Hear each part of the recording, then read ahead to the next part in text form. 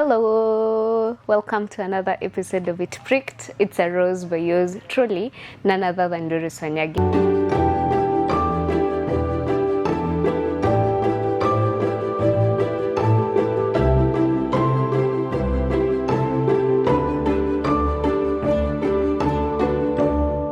We're going to be talking about confidence and the certain levels of confidence. To break it down, I'm trying to understand what level of confidences are there. How do you define that you're a confident person? How do you measure your confidence? Yes. So the first thing is actually about pushing yourself.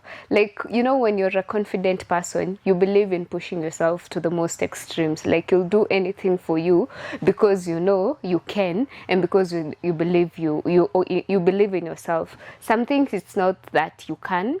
You probably don't have the qualifications. You probably it's a job they're asking for someone with a master's, but you only have a degree. But you know you have the capability to deliver the deliverables that are there in the content of what is expected of the person. So you believe in yourself and you go ahead and you apply and you get the job. But now when you get the job, now it is your confidence that will keep you up in that job.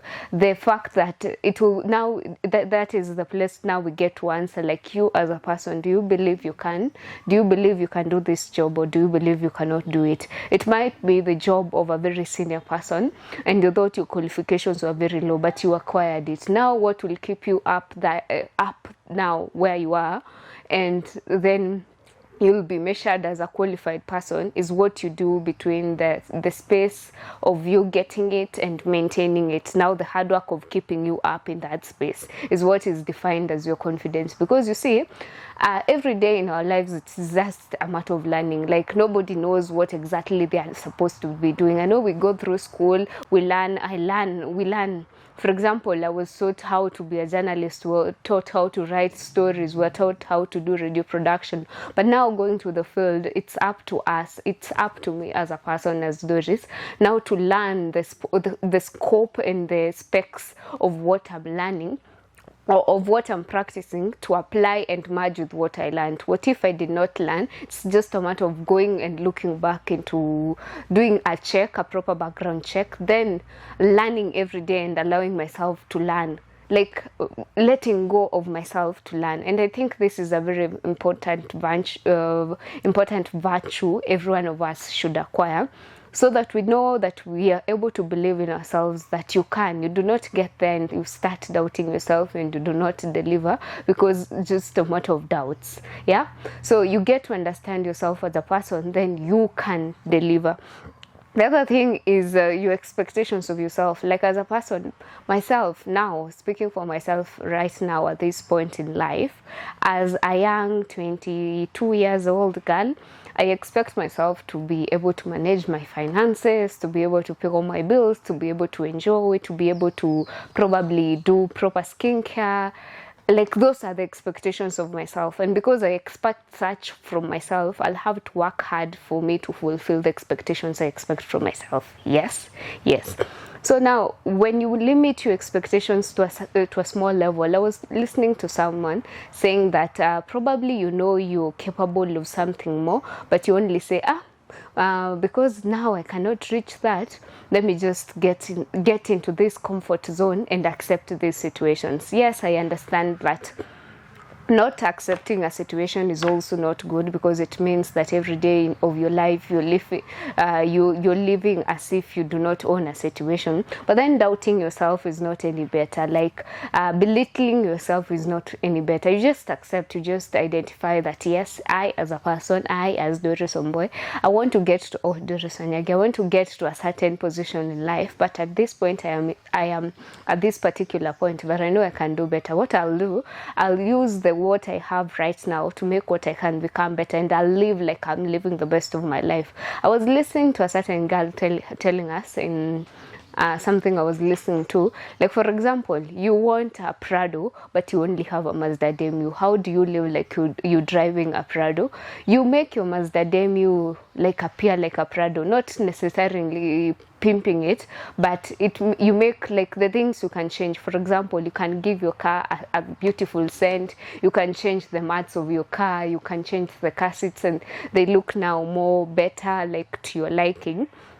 Then I'll feel like when I'm entering my Mazda Demio, I'll feel like I'm entering into my own Prado. And with time, I work harder because I know I have a target. I know I want to buy a Prado. I'm contented, but I'm not satisfied. I don't know how to call it. Like, yes, you're contented, you're content with what you have, but you know you're aiming for better and for more. And I think that is the hunger that should drive each and every one of us, so that we know, yes, I'm here.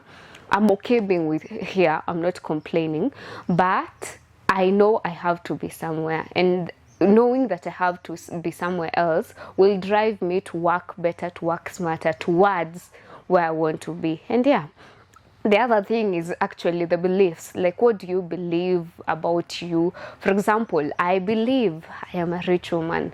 It goes without saying. I believe that in myself. I believe I'll have multiple sources of income. I believe that I am the best. I believe that this podcast inspires a lot of people. I believe that whatever I do it to the best of my capability. And I believe that I'll be able to manage everything I do, no matter how much it seems. Like, those are my beliefs. Your beliefs will govern how far you can reach. If you believe you cannot be, you're not up to a task, you cannot achieve it because you do not believe. So your beliefs will definitely guide you to where you want to be. And if you want to be somewhere, if you want to be someone better, someone bigger, you'll have to believe you're coming there, you're going there. Take each step as it comes, but accept that, yes, I am here, but I believe I can do better. I believe I can be there in a further situations. I believe I am a better person. Yeah. And your beliefs will definitely guide you as a person, and you'll find yourself, like, at the end of the day, your beliefs intertwine with your expectations, and they in turn spill the motivation to you, to a daily habits, and you find that your habits have changed. Like, every day you calculate, you do everything as you're supposed to do it, so that you know that I believe I am the best. I believe I am a fit person. I believe I can be a fit girl. So every day in my daily habits, I'll inculcate fit habits that will definitely lead me to being a better person, a fitter person, etc. And then I think lastly in the confidence thing is about, like, what do you believe you're made of? So the thing is, as a person, personally, I believe I'm made of more. I believe I'm made of hardcore. Not hardcore like mimi ni mugumu, but hardcore like I believe that no matter what you throw at me, no matter how hard it seems, I'll be able to overcome it, and I'll be able to achieve what I know I can, because I am hardcore. Like, nothing can put me down. Yeah, that is exactly it. Like, I believe I'm hardcore in terms of nothing can come between me and my success and put me down and make me feel bad. That is what I believe. So now this one is like a personal thing. You have to define as a person what you believe about yourself. You're the only one who knows your goals. Goals might never be similar. For example, where I'm at in life, my goals cannot be the same as a person living at home with their parents, you know. At this point, I know I'm living alone, so my goals are to be like to manage finances better this month. For a person living with their parents, just a matter of, I want to probably now stop takeout, invest in this thing. But you see, like, they can never be the same. They can never be the same. And you'll have to ask yourself that question and answer for it for yourself, so that you become confident enough. For example, another example is my fitness journey is not the same as another person's fitness journey.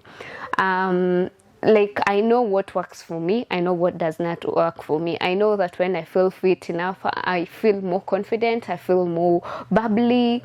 Yeah, etc. So, like, what are you made of? will reflect in the things you worry about. Like your insecurities might project because of the things you worry about, which may be fitness, I don't know, language, etc. I don't know.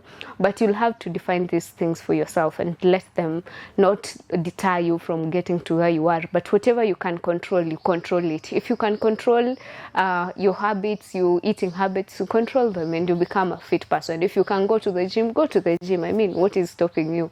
If you can manage your finances, do so, because why? What is happening to you? What is stopping you? So I did another episode, but I lost the footage, but I remember some of the things I was talking about. And since a minute. So as I was saying before I took the call, so I was saying, like, I did another episode and I remember some of the things because I'll not redo it, and most of the things I get them offered, so I cannot be able to do an entire repeated episode like I did previously, but I remember some of the things, so that is just what I'll recap. So I was saying that don't set your bar too low, so that because you feel you're underqualified, you know yourself better, you know your skills, you know what you do, you know what you bring to the table, and that should be enough reason for you not to set your bar too low. But what I was saying last week, the previous episode that didn't air, was that I was listening to a certain lady. She's a 50-something-year-old lady with 2 young ladies, and she's very fit, like very fit. She doesn't seem like a 50, probably seems like a 30-year-old. And she was saying that when you, like, it is a bonus as a lady when you get a man who will get you up there and you'll work together, but it is more awesome when you can get your own cash work for you, be the best with you for you, but a bonus when you get one. Like, it is no, like, we are not standing saying that it is wrong to have one. It is very okay, but it is very awesome for a woman to have her own money. And she was saying she's 50 but fit because every day she does exercises, every day she wakes up and she knows what she's working towards, and that has always motivated her every other day, and that is why she looks so, even as a 50-year-old. And she was saying, like, as a lady, like, maintain you. When you get your cash, it will require you to maintain that top, and that top to be maintained requires a lot of hard work. Like, it's not just a matter of working hard and then you get up there.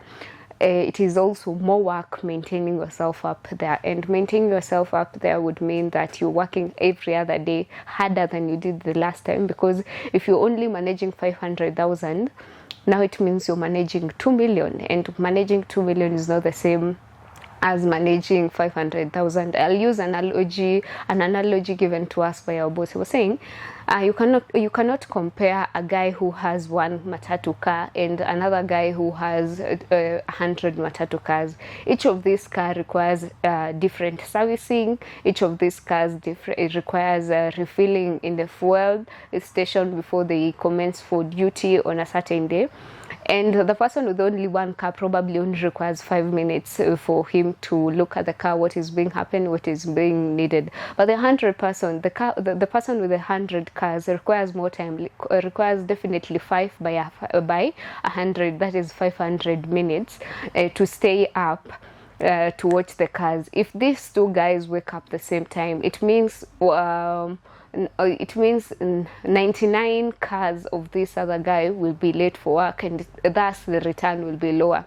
That is not fair. So it means to whom much is given, much is expected. To this guy given 100 cars, he's expected to wake up earlier than the guy given 1 car. So when you're praying for more, you should actually be ready to do more. When you're praying for abundance, you should actually be ready to behave like a person who is blessed abundantly. And I think that is it for me. That is my carry forward home for this episode, that to whom much is given, much is expected. So if you expect to be given abundantly, carry yourself like an abundantly blessed person.